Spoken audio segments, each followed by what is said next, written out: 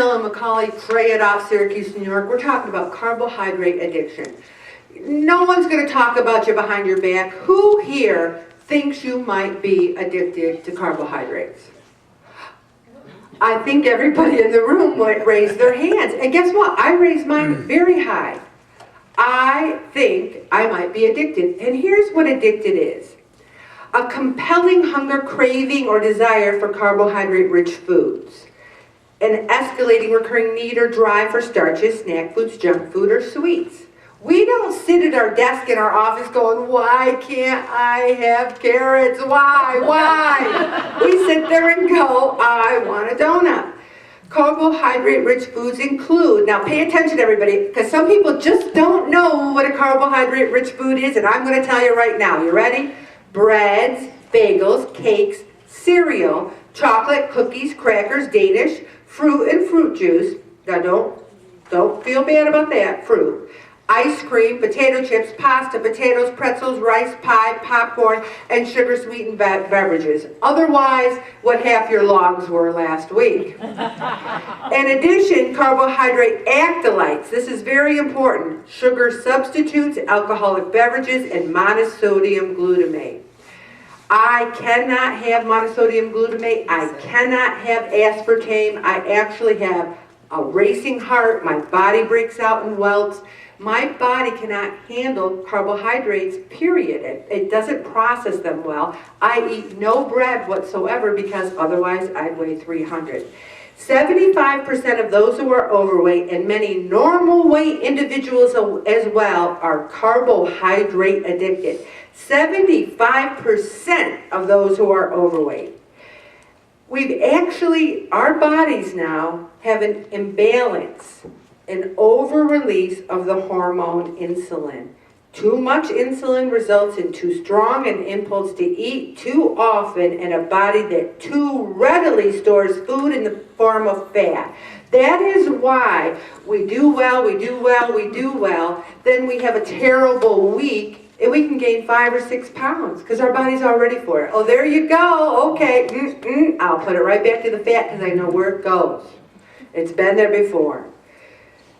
There's a scientific term for it. Chris, I don't know how many times you say this at work, but it's postprandial reactive hyperinsulinemia.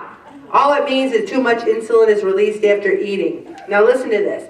Since the blood sugar cannot easily enter the muscles, nervous system, or organs, much of the food energy gets channeled into the fat cells and weight gain comes easily. Who here can gain weight easily? I can, yeah. And that's why at Christmas, if we zig or zag, we need to get right back in the saddle. Okay, I need to read this too because it's very important. I don't want to get too technical, but over time, however, as high insulin levels continue, even the fat cells can shut down. Your fat cells are going, I can't handle it, Ellen, it's just too much. And the blood glucose gets trapped in the bloodstream, bringing on the condition known as adult onset diabetes. That is what happened. Year after year, we're eating too many carbohydrates. Our body doesn't have the ability to send it to our muscles for energy. We're not moving enough. It goes to the fat cells. After a while, even our fat cells are fed up. It goes to our blood, we're in trouble. Now you might be sitting there going, am I a carbohydrate addict? I'm really not sure. Let's take the quiz. Okay, number 1. After a full breakfast, do you get hungry before it's time for lunch? Do you have a difficult time stopping once you start to eat starches, snack food, junk food, or sweets? Do you sometimes feel unsatisfied even though you have just finished a meal? Does the sight, smell, or even the thought of food sometimes stimulate you to eat? Do you sometimes eat even though you're not really hungry? Are you sometimes unable to keep from snacking at night? After a large meal, do you feel very sluggish, almost drugged? Do you get unexplainably tired or hungry in the afternoon? Have you at times continued eating even though you felt uncomfortably full? Have you been on diet after diet only to lose the weight and regain it again? I could cry right now, but I'm not going to. No, only kidding. But yes, we've been there. Okay, if you have a 0 to 2, you do not appear to be carbohydrate addicted. Good for you. I don't know where you are, but good for you. 3 to 4, you appear to have a mild carbohydrate addiction, which at times you may be able to control, although not at all times and with some difficulty. For the majority of the people in this room, we're not yet. A lot of the people are here, 5 to 7. You're moderately addicted to carbohydrates. Sometimes you control your eating, but stress, PMS, tiredness, boredom, anger, I like this, unexpressed anger or pressure may increase your carbohydrate cravings. Or 8 to 10, you have scored in the severe carbohydrate addiction range. You may be struggling to control your eating without realizing that your body has been fighting you, literally driving you to eat and then storing the excess food energy as fat. We are almost at war with our bodies. And this is, again, of this world. God gave us this body. God gave us all the things we need, fruits, vegetables, animals. We are in charge of all the things of the earth. He didn't, you don't grow a bag of Triscuit poppers. You don't go out and pick them off a tree. They're man-made. And we need to say, if we stick with what God gave us, some eggs, some meat, some fruits, some veggies, yes, sometimes you can overeat on the good things, but we're not getting in trouble in this group from those basic food groups. By correcting the underlying physical cause of the addiction itself, the cravings, weight struggles, health, emotional, behavioral, psychological, and even spiritual problems associated with this hormone imbalance can literally fall away. I am so much better after 7 years at Pray It Off with my carbohydrate addiction. Anyone else better? I'm better. Am I there? There?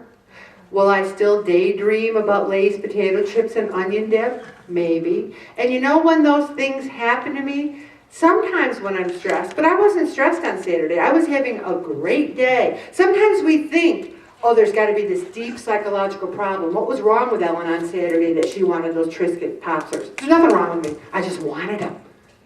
They were good. They taste good. That little salty taste. Sometimes it's just that they taste good. Did I have them? No, but I really fought myself. We need, like a doctor will give us an antibiotic that'll combat an infection. There's a simple program that will return the balance to the body's insulin level. What we need to do is start to eliminate those, like people have eggs and toast for breakfast. If they just had eggs for breakfast, do you think they'd live to see lunch? Or would they die? I think they'd live. Do you need eggs? Do you have to say eggs and, or can you just say eggs? You do not, and I'm saying a good word here, need the toast. We're used to it. Eggs, toast, bacon, hash browns. Isn't that it? Eggs, toast, bacon.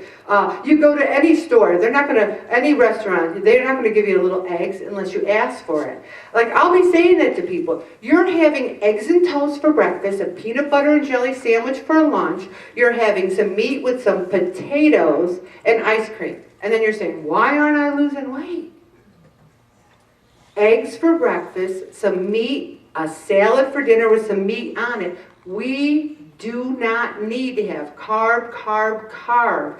The fruits and vegetables are all the carbs our body really needs. So that's how we cure ourselves, by starting to say no. And one of the things that helps me is I only eat 3 meals a day, breakfast, lunch, and dinner. We do not eat at night. Once dinner's over, we do not eat. And you're sitting there going, well, you still got some weight to go. I do. But can you imagine where I would be if I continue to eat at night? Or if I continue to eat bread? You have to do what's good for your body.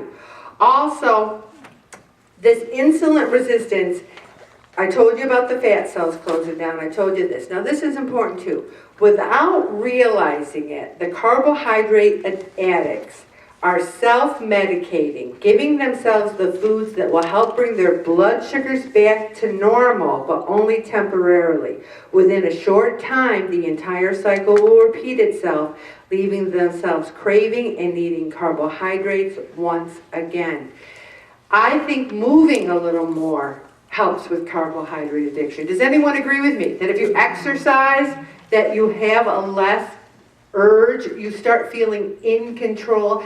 I don't know about you, but I started this new job and I get an hour for lunch, an hour. It's unheard of. I mean, you have to take it. So there's a big basement in the Civic Center. So every day for the first half hour, I've been walking around the whole basement. I'm doing like 4,000 steps in a half hour, which is good for me. I'm really hustling. I feel so much better, not just physically, but psychologically. I get up, I ride my bike for a half hour, I walk for a half hour. By the time I get home, I've exercised an hour, and I have an office job, and guess what? I'm feeling pretty good about myself, physically, emotionally, psychologically. I think we need to put that exercise time in there wherever we can. I'm going to stop right there, Bobby.